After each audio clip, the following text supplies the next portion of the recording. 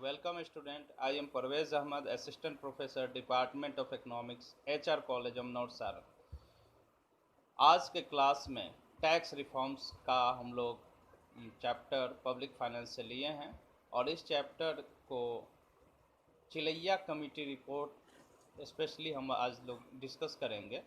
तो Chelliah committee report को जो सबसे पहले स्थापित किया गया उसमें एक्सपर्ट्स लेवल का एक कमेटी बनाया गया जिसके चेयरमैन हुए प्रोफेसर राजा जे चिलैया, जो सेंट्रल गवर्नमेंट द्वारा कमेटी एक्सपर्ट्स का कमेटी बनाया गया था under the chairmanship of professor Raja J Chelliah.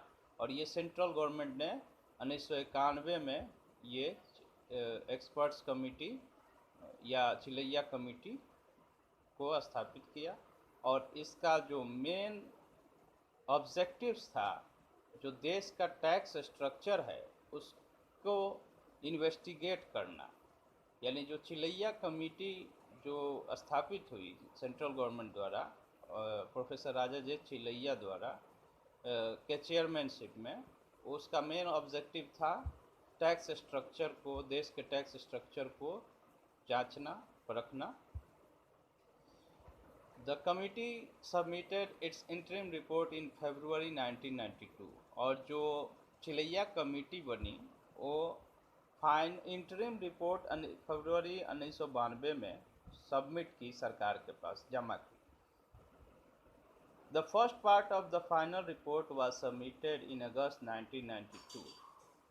जो ये चिलैया कमेटी है दो पार्ट में फाइनल रिपोर्ट सबमिट किया गया। तो सबसे पहले जो फर्स्ट फाइनल रिपोर्ट जो सबमिट किया गया भारत सरकार को चिलैया कमेटी द्वारा, वो अगस्त 1992 में अगस्त के महीने में वो सबमिट किया गया।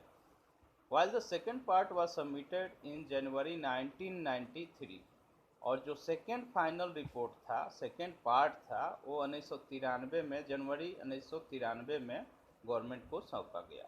Most of the recommendation of the committee was included in the budget proposal for 1993 to 94। यानी जो चिलैया कमेटी का जो रिपोर्ट था, ज़्यादातर जो रिपोर्ट है 1993 और 94 के बजट में भारत सरकार ने उसको एक्सेप्ट किया और शामिल किया। यानी जो रिकमेंडेशन थे चिलैया कमेटी रिपोर्ट के, वो first final report first part या सेकेंड पार्ट हो, उसके ज़्यादातर जो पार्ट्स थे वो 1993-94 के बजट में भारत सरकार ने उसको अपने बजट में शामिल कर लिया। लेकिन आज हम लोग फाइनल रिपोर्ट जो पार्ट 1 है उसके रिकमेंडेशंस को डिस्कस करते हैं। पहला है, first one is to curtail the rate of corporate tax from 51.75% in context to indigenous companies up to 93-94 to 45%.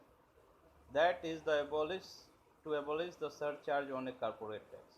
यानी कि जो पहला रिकमेंडेशन था चिलैया कमेटी के फाइनल रिपोर्ट पार्ट 1 का, पहला था to curtail the rate of corporate tax. यानी जो कॉर्पोरेट टैक्स होते हैं, जो कॉर्पोरेशन पे लगते हैं, उसका जो टैक्स है कॉर्पोरेट टैक्स 51.75% हुआ करता था, उसको कर्टेल करना था। कर्टेल मतलब कम करना था, छोटा करना था।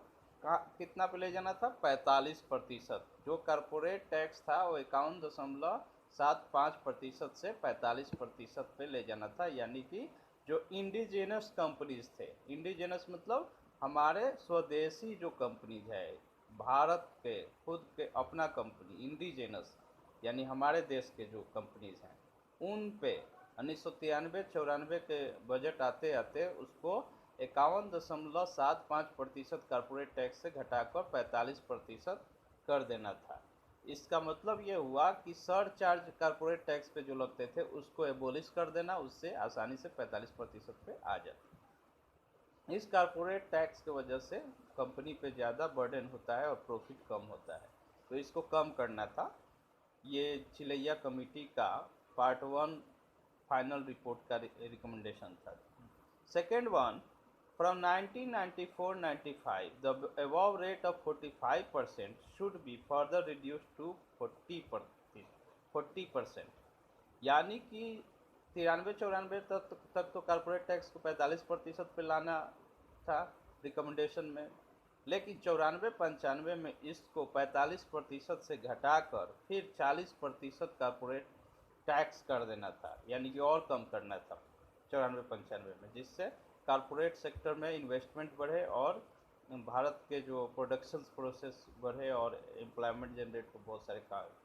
तीसरा थर्ड रिकमेंडेशन है पार्ट 1 का, जो चिलेय कमेटी का पार्ट 1 फाइनल रिपोर्ट है उसका, to continue the general rate of depreciation on plant and machinery at the existing level of 25%। यानी कि जो डेप्रिसिएशन का जो चार्ज है, डेप्रिसिएशन है, वो 25% ही प्लांट्स और मशीनरी पे लगा रहे, उससे ज़्यादा नहीं। यानी कि डेप्रिसिएशन जो कॉस्ट होता है 25% ही रहे। तीसरा हो गया। चौथा fourth one is to abolish interest tax. बहुत सारे कंपनीज, बहुत सारे इस पे गवर्नमेंट इंटरेस्ट टैक्स भी लगाती थी। तो पहला काम इसमें जो Chelliah committee final report part 1 में ये भी कहा गया कि जो रिपोर्ट ने ये कहा कि इंटरेस्ट पे जो टैक्स लगता है उसको ख़त्म किया जाए। पांचवा है to continue gift tax. exemption limit should be extended from 20,000 to 30,000। यानी कि जो गिफ्ट टैक्स जिसे हम लोग डिस्कस भी किया है, गिफ्ट पे लगता है, इसको कंटिन्यू रखना इस चिलैया कमेटी का रिपोर्ट था। और इसका एग्जेम्पशन लिमिट कर देना था 20,000 से बढ़ाकर 30,000। यानी कि अब 30,000 तक का जो गिफ्ट है उस पर टैक्स नहीं, गिफ्ट टैक्स नहीं लगेगा, लेकिन उससे ऊपर पे गिफ्ट टैक्स लगेंगे। छठा है 6(1) tax on agriculture income of non farmers is exceeds if exceeds ₹25,000। मतलब जो एग्रीकल्चरल इनकम किसी नॉन फार्मर्स को, यानी जो किसान नहीं है, उनका जो एग्रीकल्चर इनकम आ रहा है किसी सोर्स से, तो अगर 25,000 से ज़्यादा हो जा रहा है तो उस पर टैक्स लगाना है, टैक्स ऑन एग्रीकल्चर इनकम। सातवां रिकमेंडेशन है चिलैया कमेटी का to extend VAT tax system up to manufacturing level. यहाँ पे ये मानना था चिलैया कमेटी का वैल्यू एडेड टैक्स, जो एक तरह से सेल्स पे गुड्स एंड सर्विसेज पे वैट लगते थे, उसको अब मैन्युफैक्चरिंग लेवल पे भी उसको लगाने की बात चलने लगी।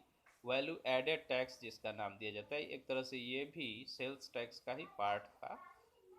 वैल्यू एडेड पे जो लगता है टैक्स, इस टैक्स सिस्टम को मैन्युफैक्चरिंग लेवल पे भी लगाने की बात कही गई चिलैया कमेटी द्वारा। वैट का फुल फॉर्म हुआ वैल्यू एडेड टैक्स, जो आजकल ख़त्म होकर अब जीएसटी के रूप में ट्रांसफॉर्म हो गया। 8 नंबर है, आठवां to convert sales tax on manufacturing sector into state VAT. जो मैन्युफैक्चरिंग पे जो सेल्स टैक्स लगते थे उसको कन्वर्ट बदल देना है किस पे, स्टेट यानी राज्य स्तर का वैट, वैल्यू एडेड टैक्स में। यानी मैन्युफैक्चरिंग जो पे सेल्स टैक्स लगते थे उसको बदलकर स्टेट वैट टैक्स लगाना है। 9 नंबर है to determine suitable target for stable tax administration and for tax payers. यानी कि एक ऐसा प्रशासनिक व्यवस्था हो जो बहुत ही सुटेबल हो और स्टेबल भी हो, एडमिनिस्ट्रेटर के लिए भी और टैक्स पेयर्स के लिए भी। 10 नंबर है to start TIN in place of PAN for identification of tax payers. जो पैन का यूज़ होता है टैक्स पेयर को पहचानने के लिए, आइडेंटिफाई करने के लिए, उस जगह पे चिलैया कमेटी ने कहा कि tin number, TIN, tin number लगे। अक्सर ये टिन नंबर जो होता है पैन का ही एक फॉर्म है, लेकिन ऑर्गेनाइजेशन के पास, ऑर्गेनाइजेशन को रखना होता है टिन नंबर, और ये किसी कंपनी को, इंडस्ट्री को या इंस्टीट्यूशंस को, तो ये 3 नंबर को यूज़ करके टैक्स पेयर को आइडेंटिफाई करना होगा। ये रिकमेंडेशन जो फाइनल रिपोर्ट पार्ट 1 का चिलैया कमेटी का है, जो अगस्त 1992 में फर्स्ट पार्ट फाइनल रिपोर्ट का सबमिट किया, उसका ये रिकमेंडेशन था।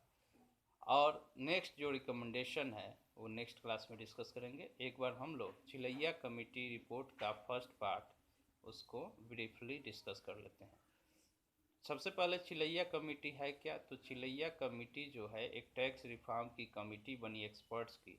1991 में भारत सरकार ने इसको स्थापित किया, जिसके चेयरमैन प्रोफेसर राजा जे चिलैया हुए। और इस कमेटी का काम था कि भारत के टैक्स स्ट्रक्चर्स को इन्वेस्टिगेट करना, जांचना, इवेल्युएट करना, उस पर कोई सजेस्ट करना। तो द कमिटी का अपना इंटरिम रिपोर्ट जो था फरवरी 1992 में फर्स्ट बार सौंप दी भारत सरकार को। लेकिन जो फाइनल रिपोर्ट था फर्स्ट पार्ट का 1992 में अगस्त के महीने में सबमिट किया, और जनवरी 1993 में सेकेंड पार्ट फाइनल रिपोर्ट का सबमिट किया।